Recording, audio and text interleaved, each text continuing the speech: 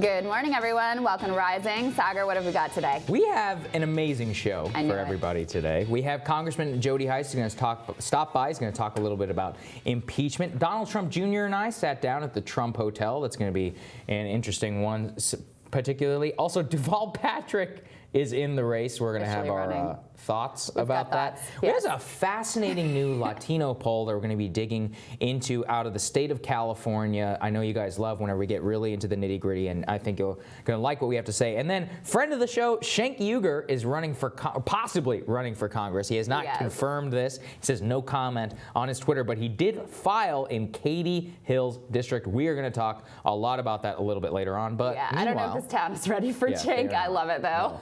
No. Meanwhile, of course, we watched the impeachment hearing, most of the impeachment hearings yesterday, and you're going to have thoughts on. We're going to talk about it a little bit more. But Andrew Yang was actually on the Breakfast Club yesterday, and he got asked about impeachment. I thought his answer was really interesting. Let's take a listen. Every moment we're talking about impeaching Donald Trump or Donald Trump in any context, we are not creating a positive vision for the country for Americans to get excited about. And so if we go into this election and it's all about Donald Trump, we're going to lose again.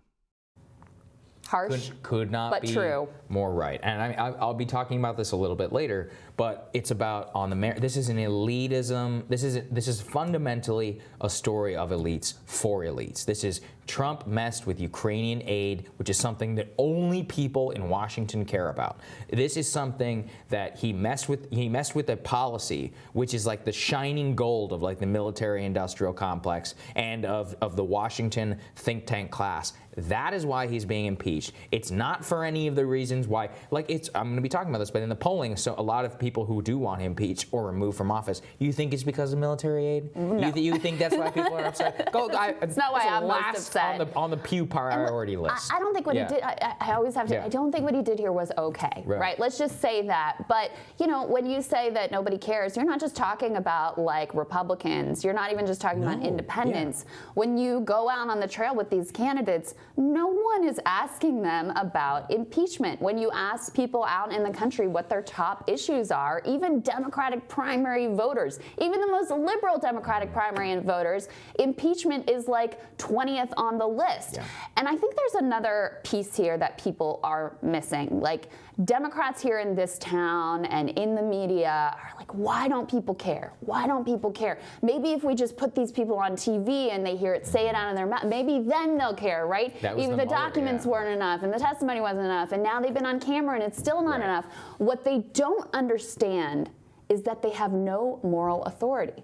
And that's it. I mean, people have watched them with their own soft corruption. I mean, just look at Hunter Biden on this board as like totally typical behavior. Just look at banksters crashing the economy and facing zero accountability. You look at the pernicious impact of money in politics that Democrats have been just as guilty of as Republicans, and you think you have moral authority to be the one calling balls and strikes on what's right and moral and just and corrupt and what's not? That is a big undertold part of the story of why people look at this and go, yeah, but all of you all are a mess. And when all of you is a mess, then it becomes a political struggle about power, about who gets to yield their soft corruption, basically a spoils system, right? So it's a fight for who can be in charge of the spoil system. And then it comes down to, well, I'd rather my guy be on top of the spoil system than your guy, or vice versa, and it becomes a purely partisan thing. That is what it has become now. This is not actually a valid case on the merits whatsoever.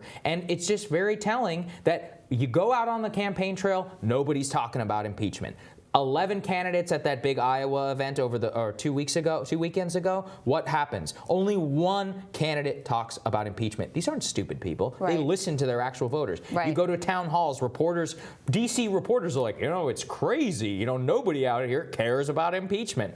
It's not crazy to me. It's not crazy. And obviously Andrew Yang is saying the same thing and saying, guys, we got to move along with this. He's actually trying to play to win. And guess what? You don't talk about impeachment. I think it's very telling that Kamala Harris and Elizabeth Warren, who were the main drivers of impeach and obstruction of justice at the very beginning of the campaign, I haven't heard a word from them. Well, and not to mention Kirsten Gillibrand, who really put her stake in the ground as being the most anti-Trump candidate. Eric Swalwell, who was one of the questioners yesterday, basically was running on the profile he gained in cable news through this whole process. They're not even in the race anymore. anymore. So it just shows you what people actually care about. All right, we've got more we're going to talk about this morning. Our raters are next.